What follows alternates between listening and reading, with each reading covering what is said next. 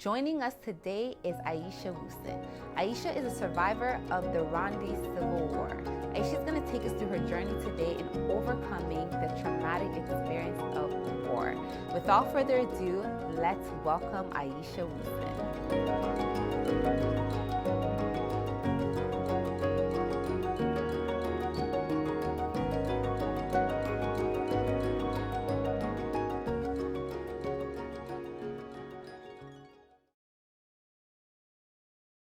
Hi, Aisha. Thank you so much for coming on the show. I'm really excited to hear about your journey and your story. Thanks so much for having me. Yeah. Okay. So tell me a little bit about where you were born and raised. I was born in Congo, Kinshasa, Yay, Congo. and I was raised there up until I was 8 years old. Until you were 8 years old. Okay. And who did you grow up with? Did you grow up with your mom, dad, siblings, or? Yes, I did grow up at that time with my mom. My father was around. Okay. And my sibling, of course, I have 2 brothers and 2 sisters, and I'm the youngest of the family. Oh, so you're the baby of the Yes. family. Oh, that's awesome. Okay, so, and your parents, they're also Congolese, your siblings, everybody was born in Congo? No, so my mother is from Rwanda. Okay. And my father is from Mali. Oh, wow, okay. And my 3 of us were born in Congo, and my 2 oldest siblings were born in Rwanda. Oh, wow. How was that experience, like living, having one parent from Rwanda, the other one from Mali, living in Congo? How was that experience like for you and your siblings? At first, it was great. Congo was the only home I knew. Things did change when I was around 8 years old. That's when it definitely changed overnight. Okay. So you said things changed. What happened? What made things change? So in 1998, there was a conflict between Congo and the Tutsi that are from Rwanda, and my mother is a Tutsi. And at that point, the government at that time wanted all the Tutsi to be out of Congo, to leave Congo.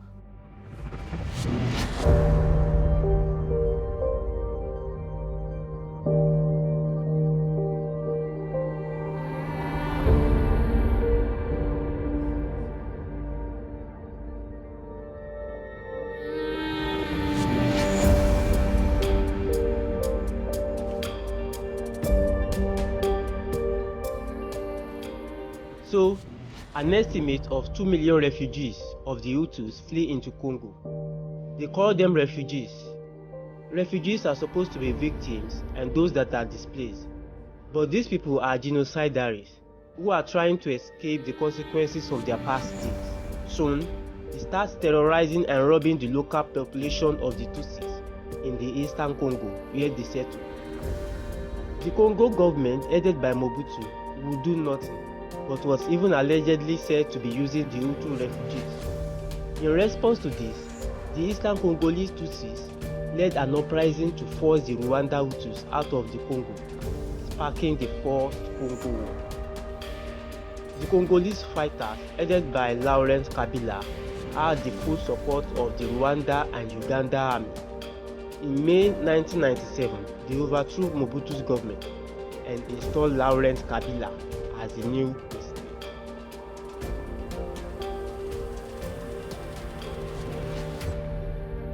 In the First Congo War, the Rwanda and Uganda military forces helped Laurent Kabila, head of a Congolese rebel group, to overthrow the Congo government of Mobutu and installed Kabila as the new president.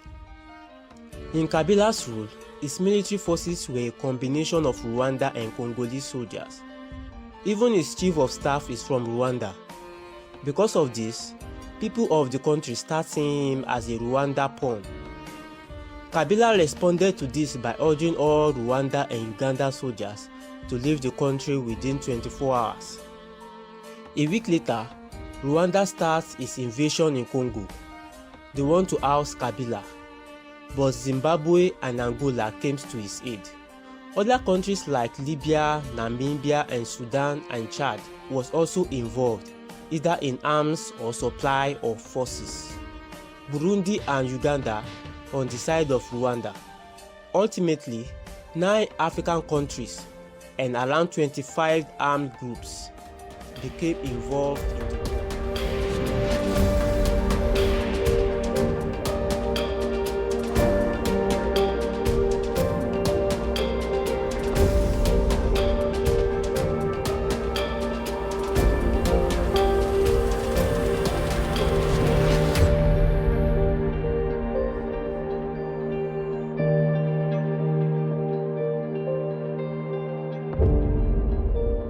Okay, so you're saying that there was a conflict between Rwanda Tutsis and Congo, and now that affected you and your family. How did it directly affect you and your family? It was a major change because we weren't welcome anymore in the only home place I know, where I was born, raised. It changed in a way where even our neighbor, they had so much fear of being associated with Tutsi that they would turn against us. But then of course, there was also those neighbors risking their life trying to help us. Sorry, I don't mean to cut you off. So when you say that you were no longer welcome, that's because the president, you said, wanted everyone that was a Tutsi to leave the country, and it didn't matter whether you were born there or not? That is correct. At first, it started with they just wanted the military, the Tutsi military, to get out, as the video must have shown on how it started. And then from there, it was all Tutsi. It didn't matter if you were affiliated with politics or military, as long as you're Tutsi. And it was easy to also physically recognize a Tutsi due to specific features that they would have compared to Congolese, especially the nose. It's usually pointier. They are usually very tall and has a specific shape of their head. So it was very easy for a Tutsi to be recognized, especially someone like my mom that is fully Tutsi. Oh wow. Okay, so at this point they want anyone that's a Tutsi to not be in Congo, and because of the differences between the features, I guess, in the appearances, they were able to easily recognize that this person is not Congolese and this person is a Tutsi. That is correct. And you're saying some of the features were like maybe like a straighter nose and taller, and like what else did you say? The face, the shape of the face. Wow. Yes. Okay, so it was easy to basically recognize that this person is not Congolese. That is. So what would happen if they were to see a Tutsi outside? What did happen was you definitely were taken to a different place where they will call it like the Tutsi prison. And at that time, you'll most likely lose your life. Wow. Okay. So now there's a home. This is your home. This is the place that you were brought up, you were raised. This is the only place you know. Yeah. Right? And you're going through this as a child. You said you were 8 years old. So I'm just trying to think, like, what was happening in your mind at that moment? What did you feel, the shift in the energy, the change? What was going through your mind at that age? At that time, it definitely not only was scary, but it was also confusing. At first, I didn't really understand what was going on. I remember asking my mom, like, why Why am I not allowed to go outside and play anymore? Why do we have to leave our home? What did we do to deserve this? And once I kind of understood what was going on, it was definitely kind of a feeling of numb, where I was the youngest and everything was happening in front of my sibling, my mom. There was also a few cousins that was with us, and seeing that all the adults are not voicing up, are not like saying stop, this is not right, or stuff like that. I just felt like, who am I as a child to say anything? So I remember just feeling so numb and just kind of mute, and just observing and watching everything around me, and just not understanding exactly, but seeing the difference obviously in the atmosphere, but not being able to really express how you felt and express anything, because you said you felt mute, so you couldn't even really speak to your family. You just had to sit there, especially with the African background. Like, as a child, you don't really have much to say, right? So you just like, wow, that's really unfortunate. Okay, so now, what are some of the things that happened that you remember as a child that that made you and your family feel like you couldn't be in the home? I know you said one of the things that you mentioned was that you guys couldn't go outside. Now, being in your home, did you have to stay in the house at all times? Like, how did you guys survive? How were you able to purchase food? How were you able to just do the basic daily needs? With that, definitely we had some help. Like I said, there was some neighbors, Congolese neighbors, that helped us with small stuff like that, like assisted us with provision, like food and the necessity that we would need. But also, even though we weren't leaving the house due to safety matters, it didn't stop the police of that government to come in our home and take us away. So so the way you guys were able to obviously survive was because you had some good neighbors. Definitely. Thank God for the good neighbors. Yes. That were able to, help assist you. So they knew, because they knew your mom, so they were running the little errands for you guys, like, for provision. Okay. And then you said that there was police officers that would come into your home. How did these police officers know that your mom was a Tutsi and you guys, were affiliated with Rwandese? How did they know that?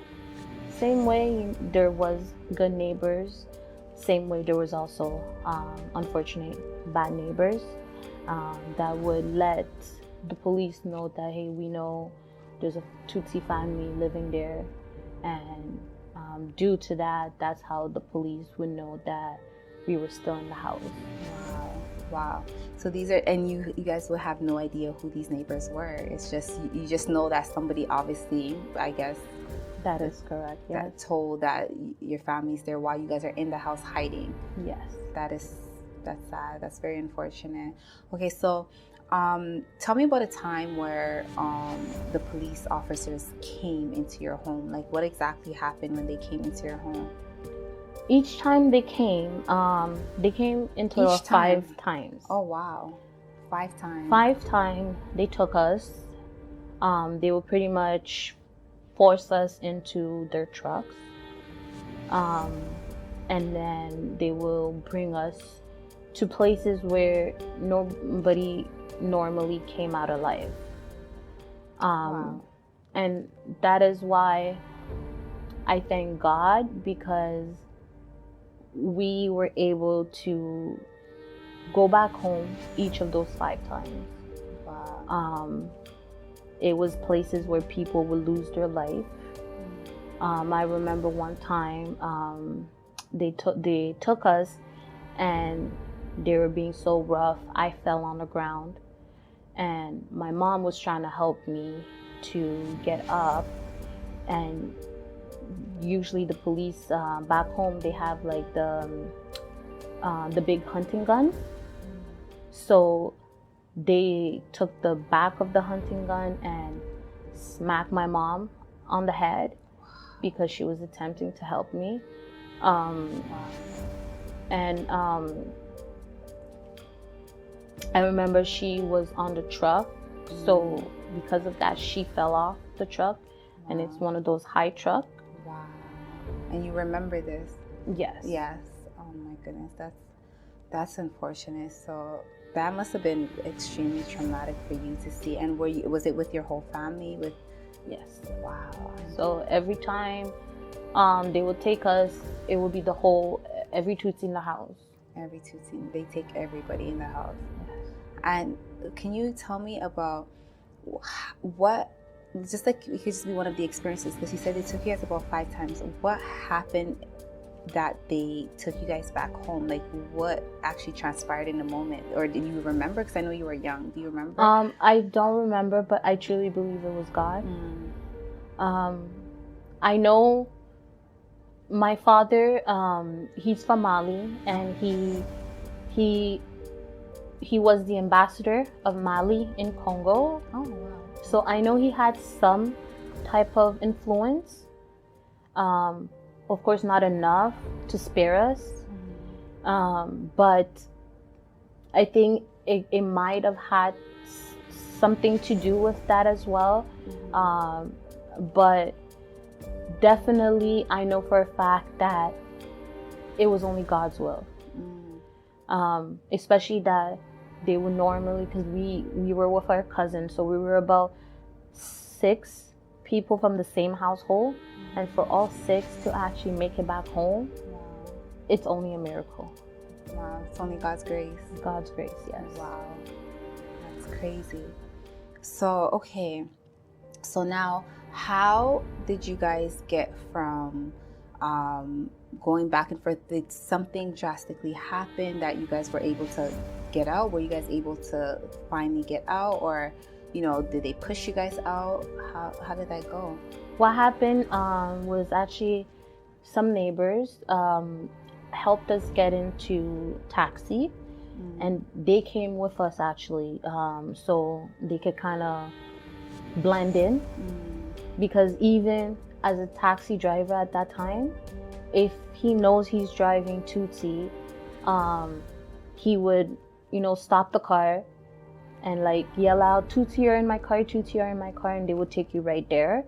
And I think most of the community were also afraid for their life, because if they knew you're hiding out Tutsi or you're involved, your life could also be in danger.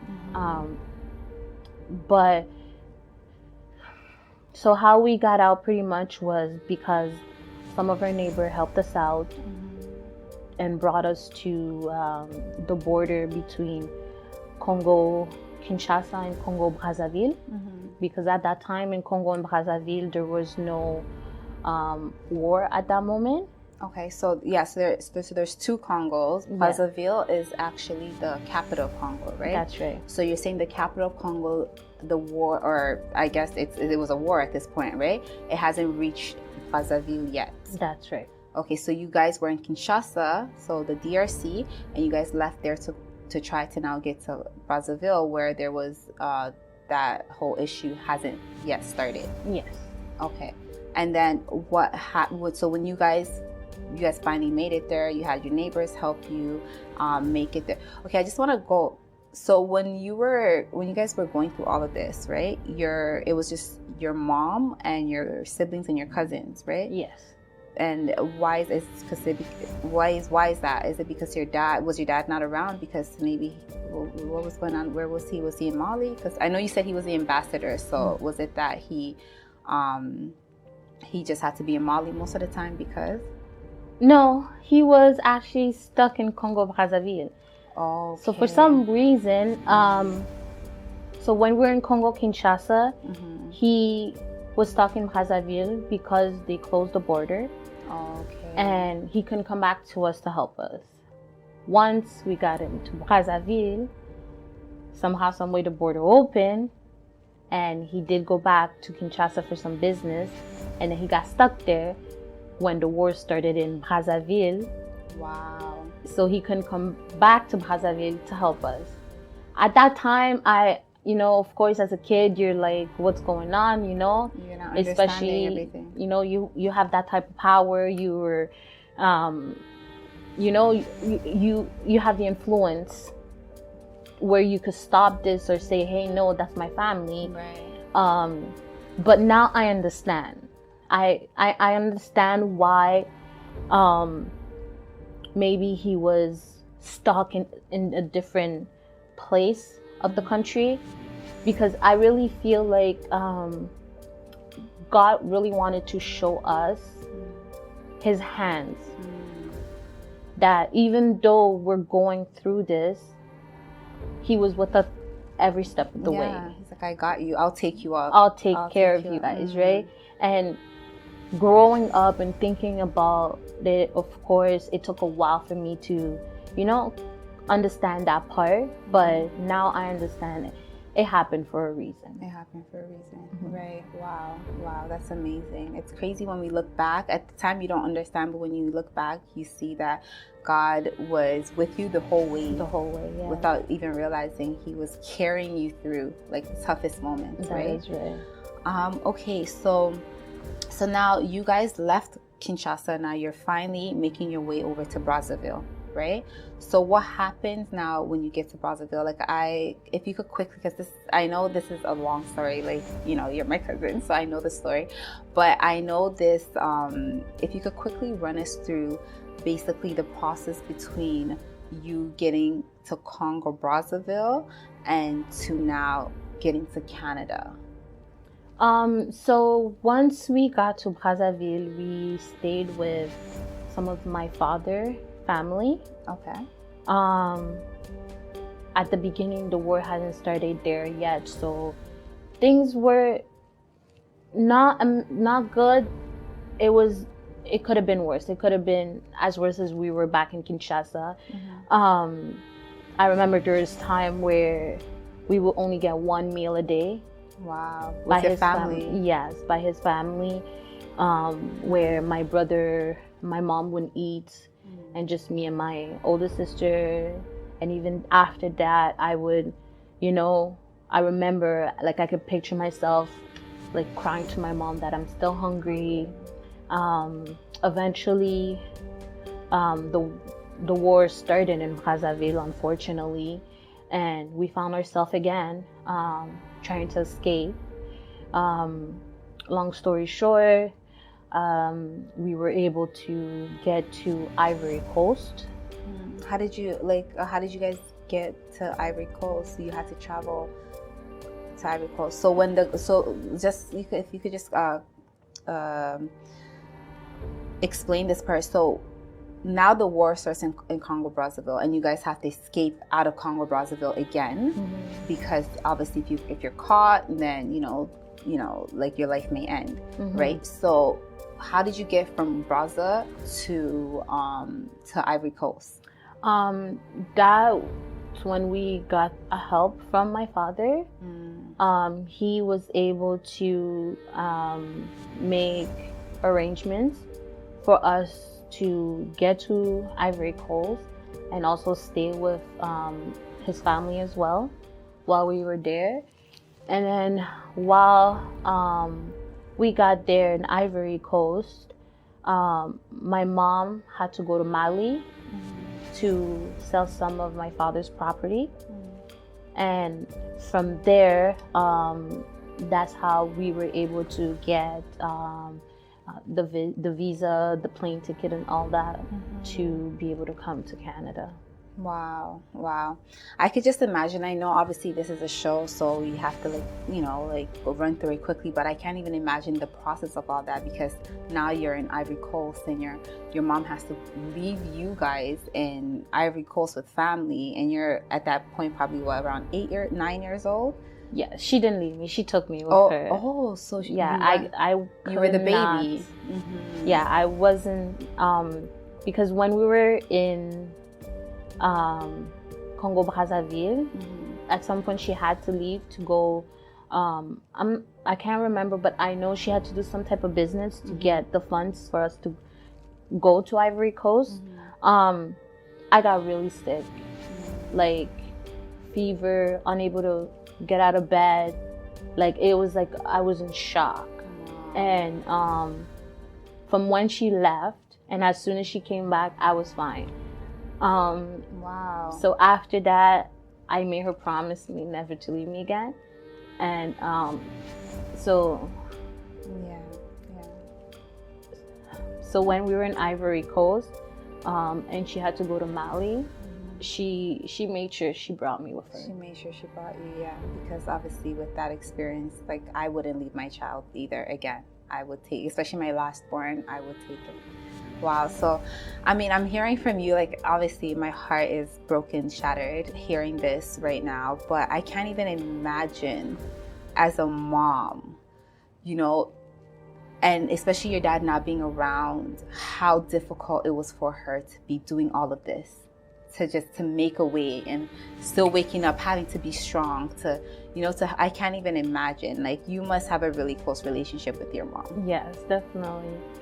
Now we were definitely very close. I know she's the strongest woman. Yeah. I know, I can only imagine, you know, especially being a mother now, of how she really had to put her emotion, her feelings all aside. And I do know, because she always tell me that God gave her that strength. That was going to be my next question, actually. How do you think that your mom was able to pull through everything? But it was God. It was definitely God. God. Yeah. Okay, so if we could just go back to, so now, you know, your mom sold all the properties now, and she's able to now gather up money, the tickets for you guys to buy a plane ticket to go where now? At that point, so at Ivory Coast, we left, and then the end goal was Canada. But we stopped. So the plane ticket was to New York. Okay. And we actually got to New York on my birthday. Oh, wow. April 24, 1999. Oh. And from New York, we took a train, and we ended up in Buffalo. Okay, so you guys got the tickets from Ivory Coast. You're staying with your family. You bought the tickets to go to Congo, right? So now it's you, your mother. You said your two brothers, and one sister. Because my eldest was already in Canada. Okay. So your eldest sister was already in Canada. So you all were able to finally leave basically Ivory Coast, get out of this craziness that you guys had, like this shift, this traumatic thing that just happened to your family, and finally get out. So your whole family was able to leave. And unfortunately not. My oldest brother was stopped at the airport, and they refused to let him board the plane. They refused to let him board the plane? In Ivory Coast, yes. Why did they refuse to let him board the plane? I don't know the why. How old was he? He was in his early 20s. I think mainly because he was over 18, because at that time we were all under 18. Yeah. Except my oldest brother. And I can only imagine. I mean, we had discussion when I was older about how he had felt at that moment. We all left and he couldn't, or even how my mom felt, like, that's crazy. She has, 3 other kids with her that's under 18 that can board the plane, but she had to make a decision, like, do I take the rest of the kids and leave the one? Like, I just want people to get this visual right now as a mother.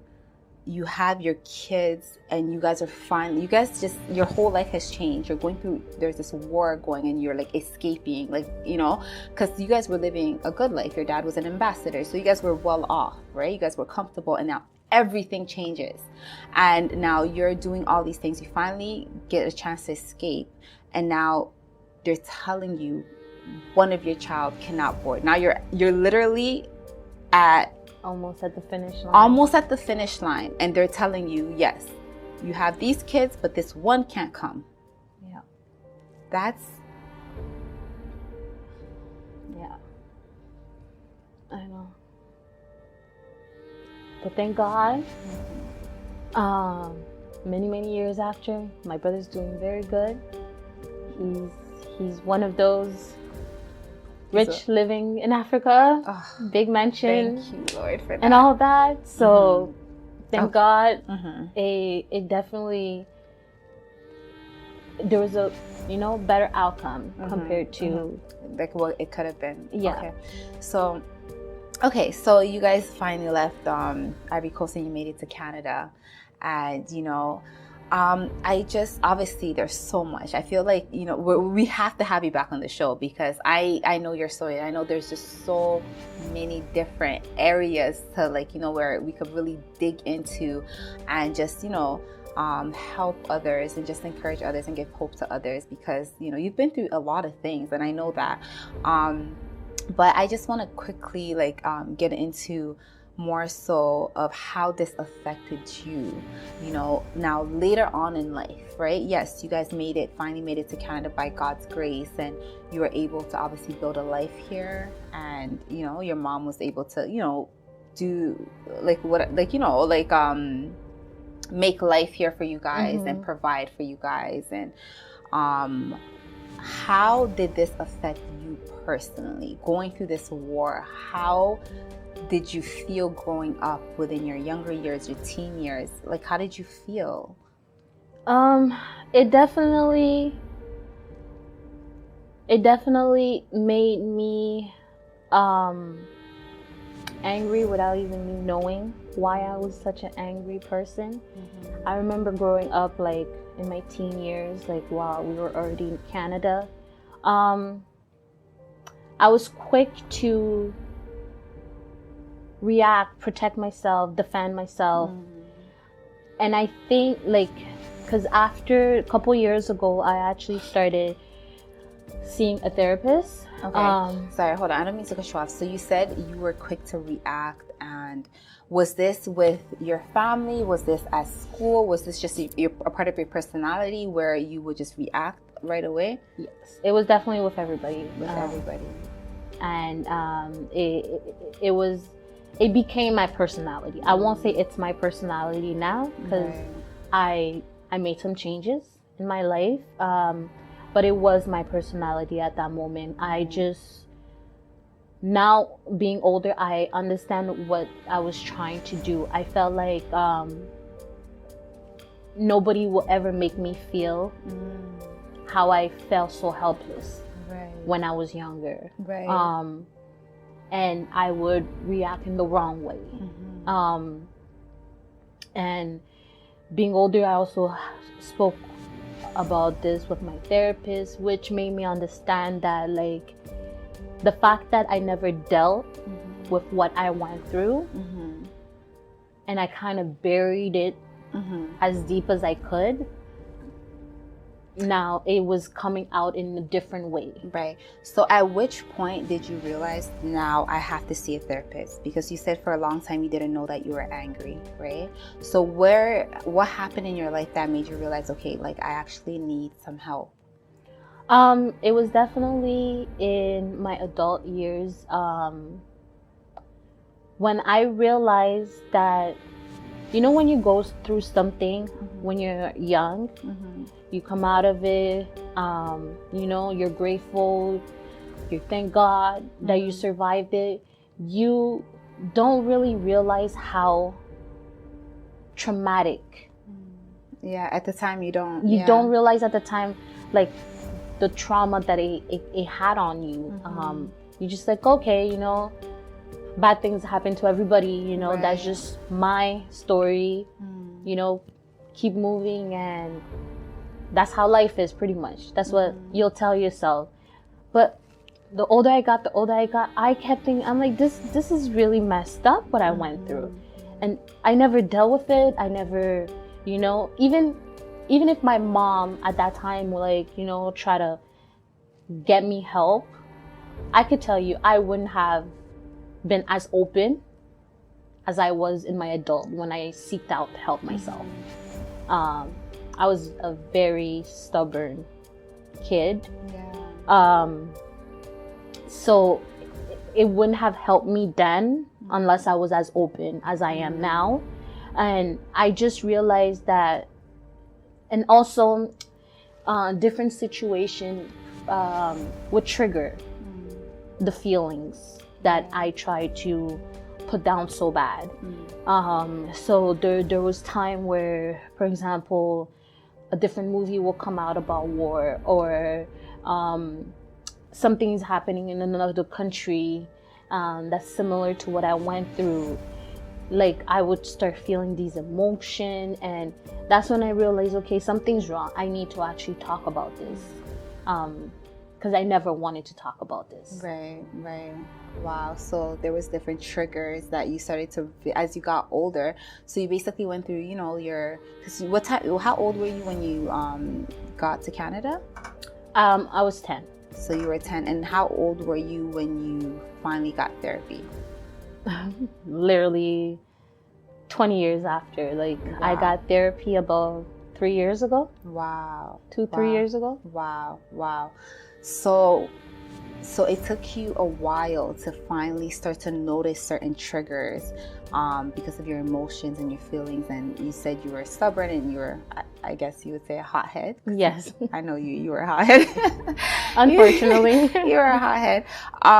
So it took you time to realize that, okay, like, the things that I may have gone through have affected me. Would you say that you thought about these things, or would you say you suppressed your feelings? Suppressed my feelings. So you suppressed your feelings. So it wasn't until you realized, like, your reactions to certain things that you needed the therapy. That's right. Wow, that's good. But I'm glad that you were able to finally get therapy, because a lot of people go through stuff and they don't even think to get therapy at all. That's not even a consideration in their mind at all. So that's great that you were able to get therapy. And how would you say getting therapy changed you, or even made you look at things differently? It made me, not only it helped me to, it's okay to feel hurt. It's okay to feel you know, disappointed on what happened, and just, it's okay to feel, because that's what I was trying to avoid, the feeling part. I didn't want to feel. I didn't even want my mind to go back to any scenario that happened. I remember when we first came to Canada, like, family member will come to visit, and, you know, they'll ask, like, my mom, you know, how did it go? Tell us everything. I will get mad at my mom for telling the story. I will go lock myself in the room, like, I don't want to hear the story again. So the therapist really made me understand that for me to overcome what had happened, I need to heal from it, right? And that healing also came because like, I always knew, like, I grew up in a church. I grew up knowing God, Jesus Christ. But of course, in, like, my teen and my 20s, I, you know, didn't really follow what I was supposed to do, right? I lived my life, you could say. But recently, in the few couple years, once I, you know, reconnected back with God and my beliefs, I realized that the healing also came from there. That peace that remembering that yes, you went through this, but he was always there with me, with my whole family. Wow. You know, we were fortunate enough, you know, all those different places that we were taken, while we were in Kinshasa, we always made it out alive. Yeah. So a lot of people didn't. A lot of people didn't. We were fortunate enough to come out of Africa. You know, some people only were able to afford other places in Africa. That's true. Right? Because people were escaping in different countries in Africa. Exactly. But you guys made it to a first world country. Exactly.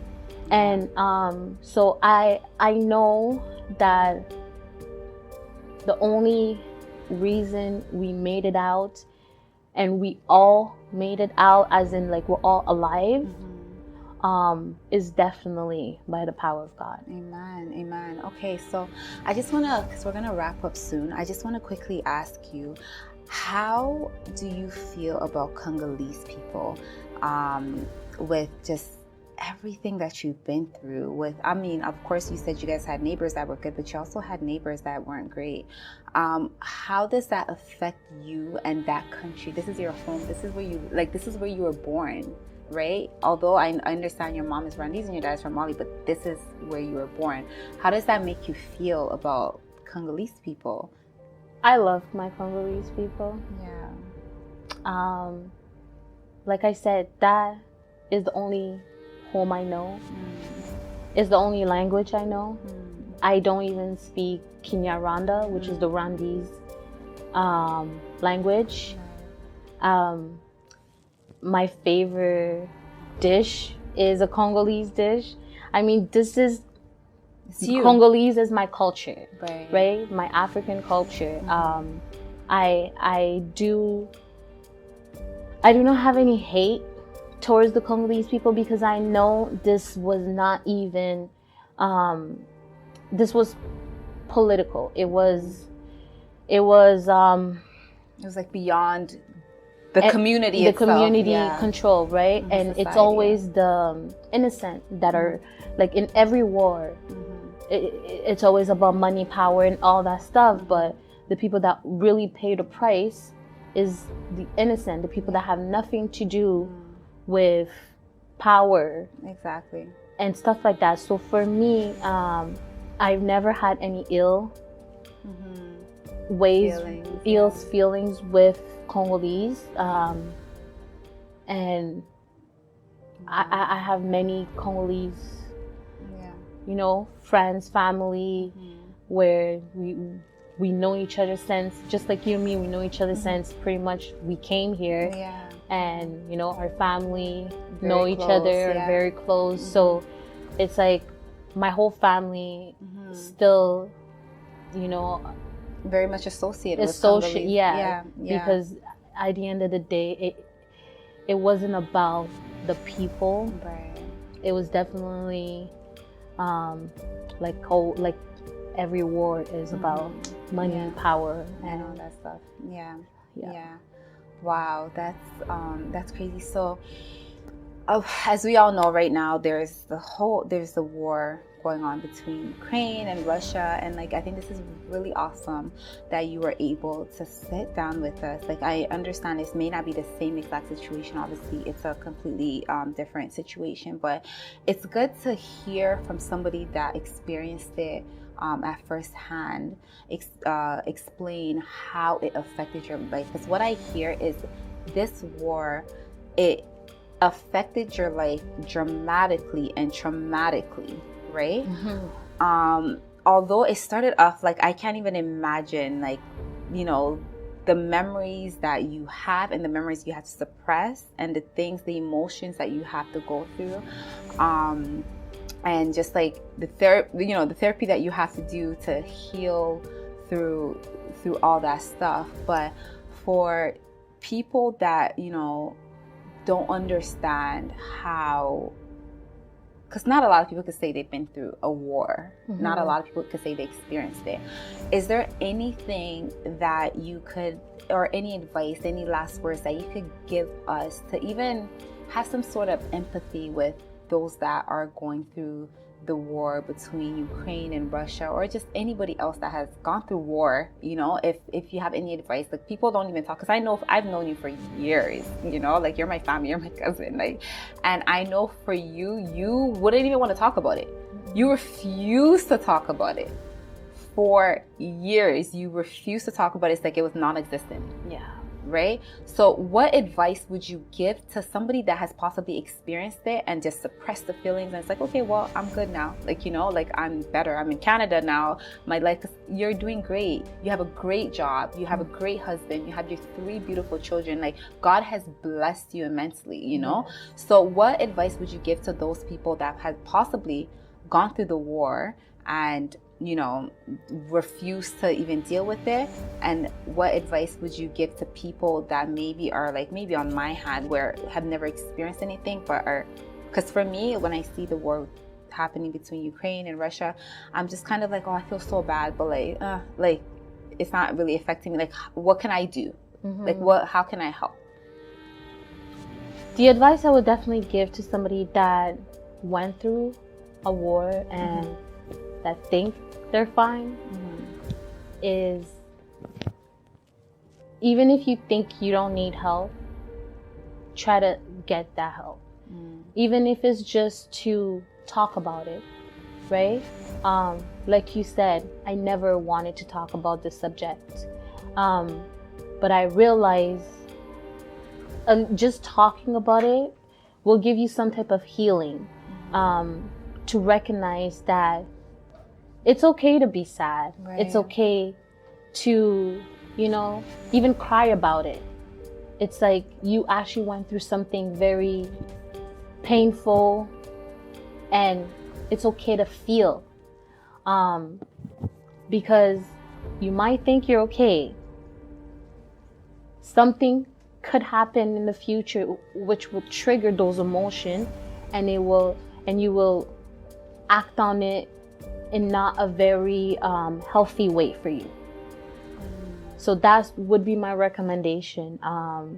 Seek help, even if it's not with a professional, but find somebody you trust, a confidant, to start your healing process. Exactly. Yeah, right.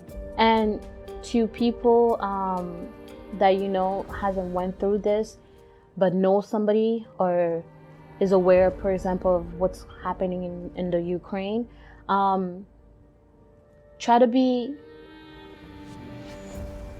understand that all these innocent lives have nothing to do with the main reason why the war is happening in their country. Right. They were as normal as you and I am, living normal life, working, having their kids. Some of them even probably, you know, booked a vacation 2 months from now, and everything changed. Like from a drop of a dime, right? Your whole life changed. Where you have to leave your home. You have to pretty much find shelter with thousands of other people. You have to find out how you can escape. And I mean, it's like when I'm reading or watching what's happening to Ukraine, it literally brings tears in my eyes. And I know you're also very passionate about it, because I remember you were speaking about how, like, you know, you're trying to find ways that you can help. And this is why I think it's like, you know, it's great when you go through something. There's reasons why sometimes you may be going through something, and I say this all the time, you don't understand why you're going through that thing, but later on in life you realize why, because you're able to relate differently. So when I talk to you about this war that's happening, your mindset is so different from me. You're like, I want to be hands-on. I want to see what I could do. I'm looking into what I could do to help. And me, I'm just like, damn, that's sad. I'm going to pray for them. Like, you know, like I feel bad, but like, it's because I had never experienced anything like that. I don't really know how to help. And it's not really, I guess I will say, a deep passion for me to help, but because you experienced it, you're more willing to, like, I know you and I know your heart. And I know if you could put money into it, you would throw all your money into it. You will do whatever you possibly can to help. So that's I think that's also like, like in hindsight, like a good thing. Sometimes you go through horrifying things, but later on in life you're able to relate more, you're able to help more and understand and empathize more with people that are going through it, where as I won't understand, but you will understand, right? No, definitely. What I would recommend to, who's watching is, if you do want to help, if you do want to get involved, even if it's you can't do something big, just a small gesture, reach out to the Ukraine Center in your community. Ask them how you can help, how you can be an assistant. So there's centers and different, there's centers, even if you don't have a lot of money, and if you can even give your time to the center by helping newcomers that are coming in. That's true. If you can help with old clothes or old item that you don't use in your house, appliance that you got a gift and you have another one that you bought that's just sitting there in your garage, just the smallest way. I didn't even know that. I didn't even, that's true. Yes, you can definitely. Maybe the bare minimum, but it's a big help. Exactly. Exactly. Some of us here in Canada, we have 2 of everything. 5 or even more coats, winter coats, right? Yeah. Guilty. Right? So, sorry.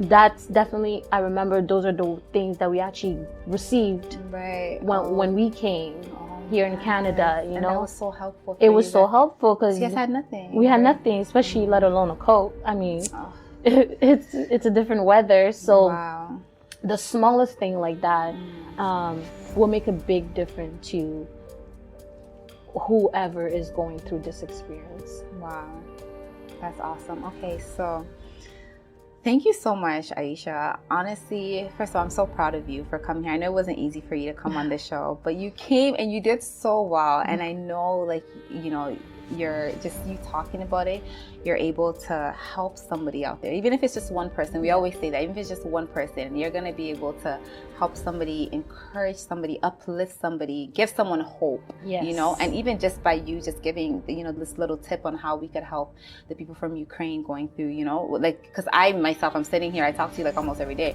and I didn't even know that something as simple as that, just giving out a coat or whatever, it's such a huge difference. It could really help a family. So thank you so much for coming on the show, and and speaking about your experience. And there's so much more to your story, so I hope that you're gonna come back. You're gonna come back, right?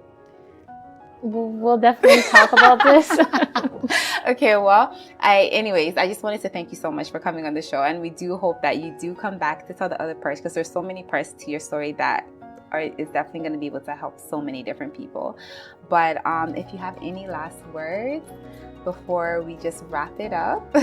My last word would definitely just be get involved. God forbid we are ever put in that situation, but if we were, we would want who can help to help, right?